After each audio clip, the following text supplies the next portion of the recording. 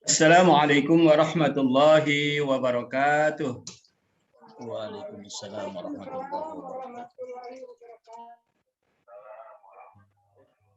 Waalaikumsalam warahmatullahi wabarakatuh.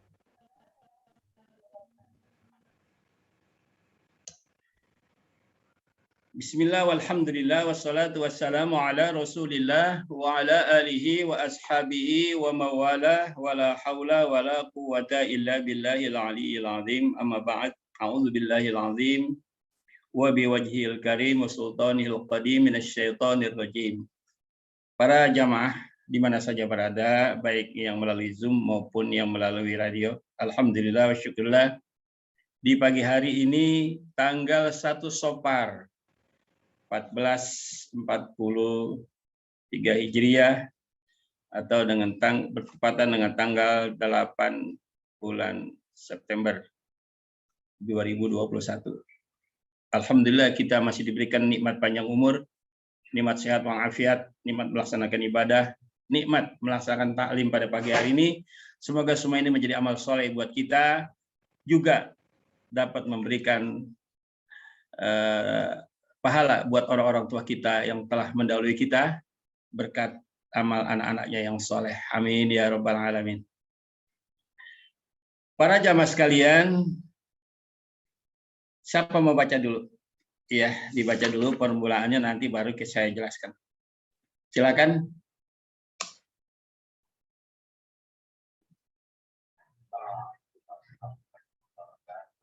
Waalaikumsalam warahmatullahi wabarakatuh.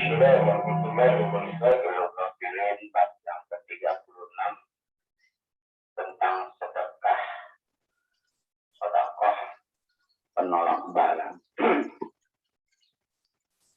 Bismillahirrahmanirrahim. Al-Faqih meriwayatkan dengan sanadnya dari Abdul Farid Abi, katanya, ketika Nabi Isa melewati suatu kampung, masyarakatnya mengadukan seorang tukang penatu yang sering merobekkan pakaian masyarakat.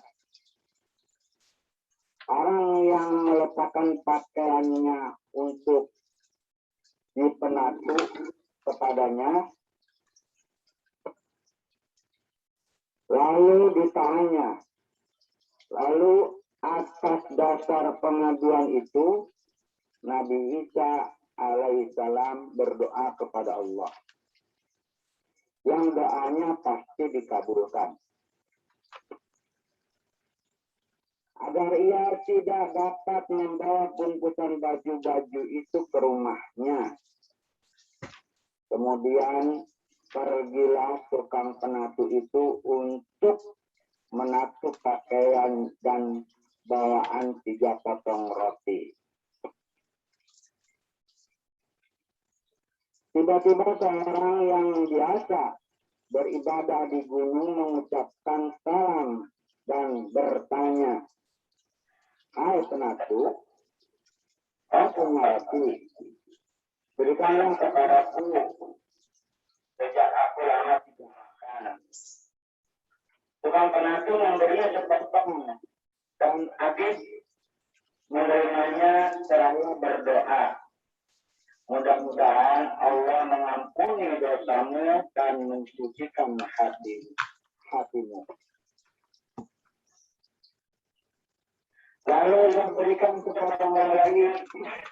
Agis menerima seraya berdoa, "Mudah-mudahan Allah mengampuni dosa-dosa terdahulu dan yang akan datang bagimu." Lalu ia berikan lagi sepotong dan Abid berdoa, "Mudah-mudahan Allah membangunkan gedung bagimu di surga." Ya. Maka ketika para tukang penatu pulang dengan selamat, setelah masyarakat menyaksikan ia pulang dengan selamat, maka mengadu lagi kepada Nabi Isa alaihissalam. Dan kata Isa alaihissalam, Panggil yang kemari sesudah tukang penatu datang, dia ditanya. Ya, sudah Pak Jenat. Kerjanya. Juga sudah cukup.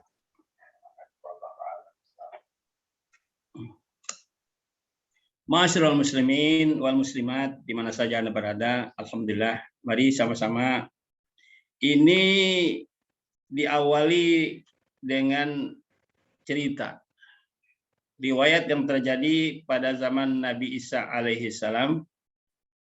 Ia pernah melewati satu kampung. Kemudian orang-orang kampung mengetahui kalau itu Nabi Isa, lalu dia mengadu, melaporkan apa yang terjadi di kampung itu. Orang kampung itu, ya Nabi Allah Isa, bahwa ada seorang tukang binatu yang pekerjaannya tukang cuci pakaian. Jadi kalau kita sekarang bahasanya apa nih sekarang nih kalau tukang cuci pakaian? Laundry. Ya, laundry. Jadi pekerjaannya laundry. Setiap ia laundry ada saja baju yang rusak. Tapi ketika dikomplain mau diminta pertanggungjawabannya dia nggak mau bayar. Jadi setiap dia, kebanyakan orang-orang yang melaundry sama dia, banyak pakaiannya yang rusak. Mungkin pada saat mencuci atau pada saat menggosoknya. Tetapi anehnya ketika dilapor, ketika diminta atau dikomplain, dia nggak mau bayar, dia nggak mau ganti. Akhirnya dilaporkanlah kepada Nabi Isa alaihissalam. Setelah Nabi Isa mendapatkan aduan itu, Nabi Isa berdoa pada Allah. Karena mereka yakin bahwa doa Nabi Isa dikabul. Apa doa Nabi Isa? Semoga Allah memberikan balasan kepada orang tersebut.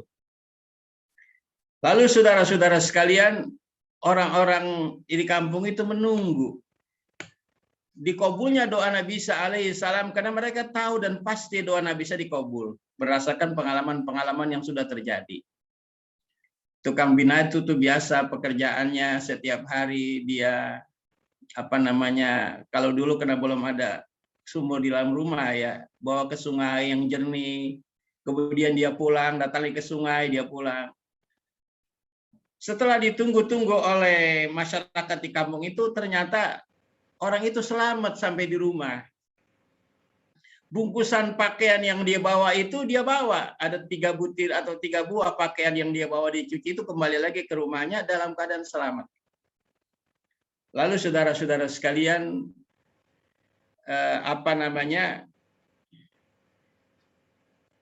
orang itu di tengah perjalanan ditanya, ya, Nabi Isa setelah dilaporkan lagi di kampung bahwa orang itu selamat, Nabi Isa panggil orang itu. Coba panggil orang itu. Setelah dipanggil orang itu, jelaskan apa yang terjadi pada dirimu. Kata orang tadi, ya Nabi Allah Isa, ketika kami mau berangkat bawa pakaian untuk mencuci pakaian kami ke sungai yang jernih, tiba-tiba datang seorang ahli ibadah dari atas gunung dan memohon kepadaku untuk diberi makan kepadanya. Alhamdulillah, aku membawa 3 potong roti. Maka saat itu aku berikan roti itu kepada ahli ibadah itu.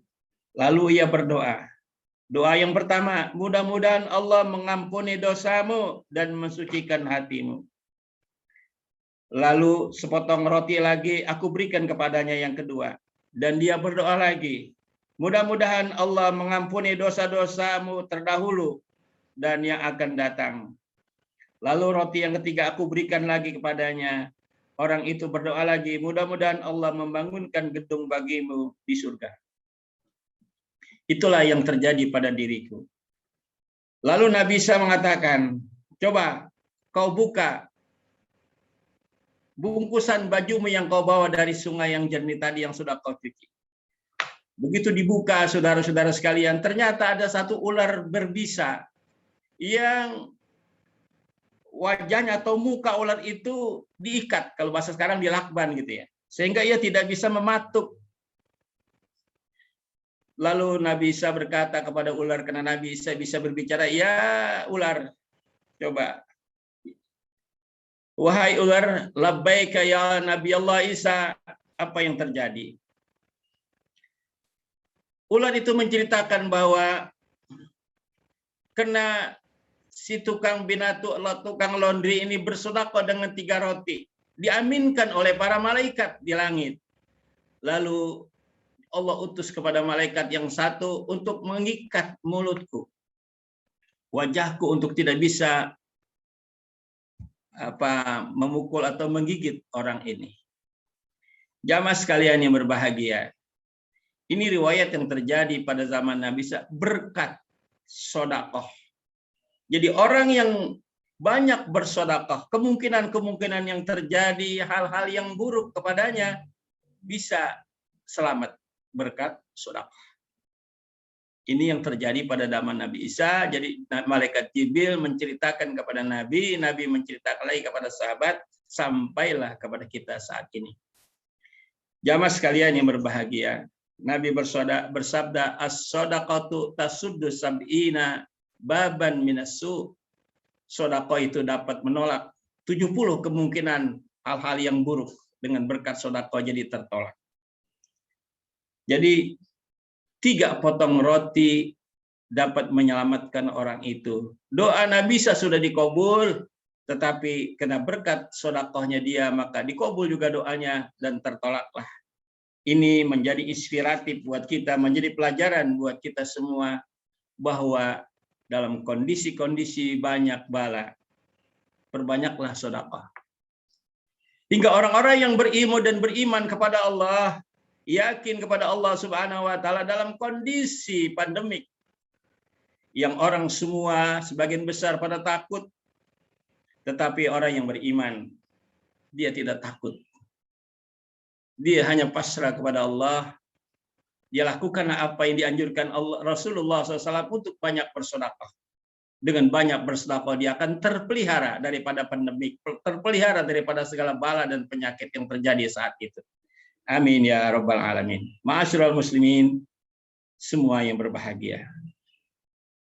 Kemudian dalam riwayat yang lain, saudara-saudara sekalian, seorang wanita membawa anaknya keluar. Anaknya masih barangkali baru bisa berjalan, titah-titah begitu. Lalu serigala menangkap bayi itu, lalu dibawa pergi sama serigala. Ibu itu tentunya dengan sigap mengejar serigala itu. Namun serigala begitu cepat larinya, namun seorang ibu belum bisa menangkap serigala untuk mengambil anaknya kembali. Di dalam perjalanan ia bertemu seorang yang sedang orang miskin, orang yang susah, peminta-minta. Lalu bekal yang dia bawa itu diberikan kepada peminta. Ya sudah dia pasrah. Kemana anaknya dibawa serigala, dia tidak tahu. Yang jelas yang adanya pengemis, dia berikanlah makanan yang ada padanya kepada pengemis. Lalu dia duduk dan dia diam sambil berdoa pada Allah Subhanahu wa taala, ya Allah selamatkanlah anakku, selamatkanlah anakku. Tiba-tiba tidak berapa lama dari kesempatan itu, saudara, datang serigala membawa lagi bayi itu kepada anak ibunya itu. Inilah berkat sedekah yang diberikan dengan ikhlas, lebih-lebih kepada orang yang memang sangat membutuhkan saat itu. Jadi tidak diragukan lagi, saudara-saudara, kalau sedekah itu adalah penolak bala. Oleh karenanya, saudara, marilah. Bahkan saudara-saudara, ada hadis yang menjelaskan, hassinu amwalakum bizzakat, pelihara hartamu dengan keluarkan zakatnya.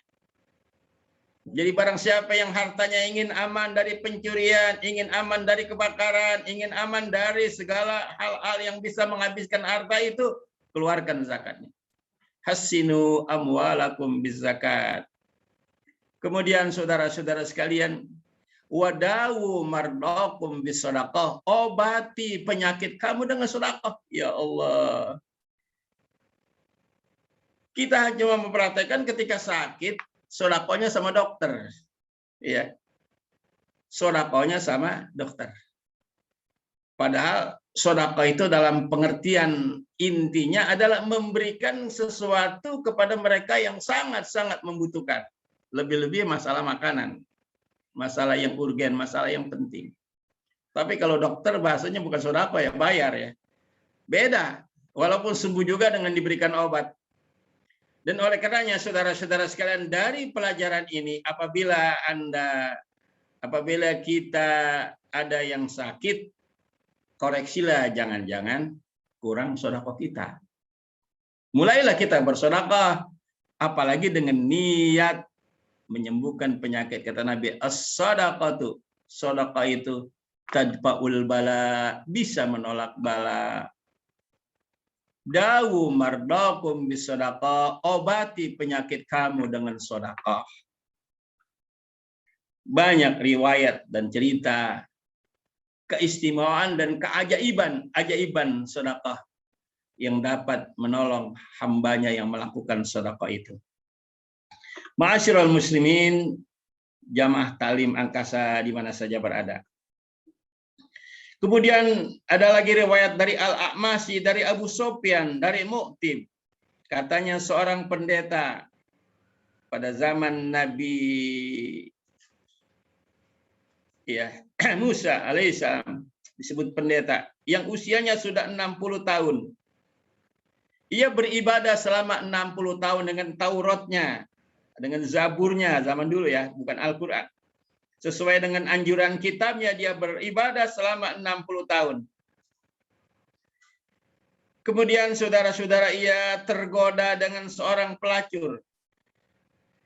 Hingga ia melanggar larangan Allah Subhanahu wa Ta'ala menjelang kematiannya. Di usia-usia tua, bukan dia makin beribadah, makin rajin, tapi tergiur dengan seorang pelacur.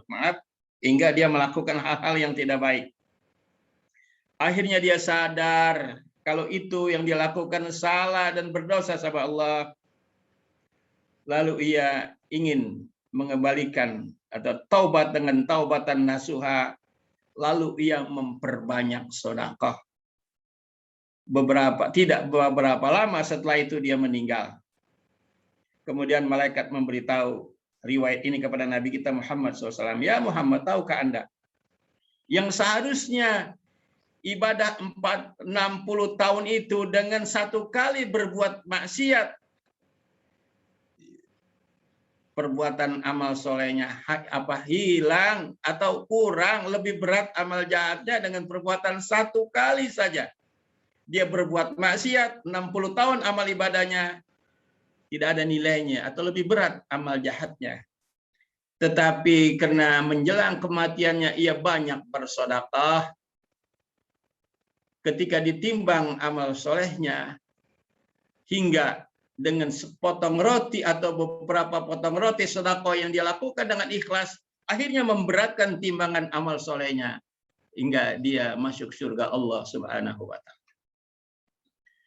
Ma'asyiral muslimin yang berbahagia, disinilah kehebatan, keajaiban sedekah yang diberikan oleh seseorang apabila dilakukan dengan ikhlas semata-mata. Pada riwayat yang lain juga pada zaman Nabi Musa atau Bani Israel, seorang pelacur wanita yang perbuatannya, walau dia sudah umur 50 tahun masih tetap dia berbuat itu dan belum bertobat. Tiba-tiba saudara-saudara sekalian ada rasa haus, dia masuk. Dia turun ke sumur. Karena di padang pasir tidak ada tukang, waktu zaman dulu nggak ada tukang aqua dan air minum, dia turun ke bawah. Minum dia di bawah. Selesai dia minum, naik dia ke atas. Dengan bersusah payah naik ke atas. Karena dalamnya sumur tersebut. Sampai di atas dia melihat anjing yang sedang kehausan. Lalu terbetik pikirannya, anjing adalah makhluk Allah Subhanahu wa Ta'ala. Bagaimana rasa haus seperti yang aku lakukan. Lalu dia turun lagi dan bersusah-susah turun mengambil air. Kemudian dia naik lagi dan diberikan kepada anjing itu minum. Hingga anjing itu merasa hilang dahaganya. Kembali dia melanjutkan perjalanannya. Berkat sedekah yang ikhlas dia berikan, hanya air yang diberikan kepada anjing yang sangat membutuhkan dan sangat haus. Allah berikan taufik hidayah kepadanya, lalu dia bertobat. Dan dia melakukan amal soleh. Dia bertobat dengan taubatan nasuha. Malaikat Jibril menjelaskan kepada Rasulullah, hai Muhammad, pelacur dari Bani Israel itu diampuni Allah Subhanahu wa taala dosanya dan mati masuk surga. Ada beberapa cerita tentang fadilah sedekah menolak bala. Dari beberapa riwayat dan cerita yang saya sampaikan, mudah-mudahan menjadi inspiratif buat kita. Mari kita perbanyak sedekah yang dilandasi keikhlasan semata-mata karena Allah Subhanahu wa taala, bukan karena riya, bukan karena dianggap oleh orang lain agar kita termasuk orang yang dermawan, juga bukan. Hanya semata-mata karena Allah Subhanahu wa taala. As-shadaqatu tadfa'u sab'ina baban minasyarr. Sedekah itu dapat menolak 70 pintu-pintu daripada kejahatan. Innas shadaqata tutfi'ul khati'ata kama yutfi'ul ma'an nar. Sesungguhnya sedekah itu dapat memadamkan api sebagaimana air memadamkan api. Jadi panasnya api neraka dipadamkan dengan banyaknya sedekah selagi kita masih hidup di dunia ini. Demikian para jamaah semua, mudah-mudahan bermanfaat. Insya Allah lain kali kita sambung lagi. Dan sesi kedua baru kita berikan kesempatan untuk bertanya. Hadanallahu iyyakum ajma'in wal afu minkum. Wassalamualaikum warahmatullahi wabarakatuh.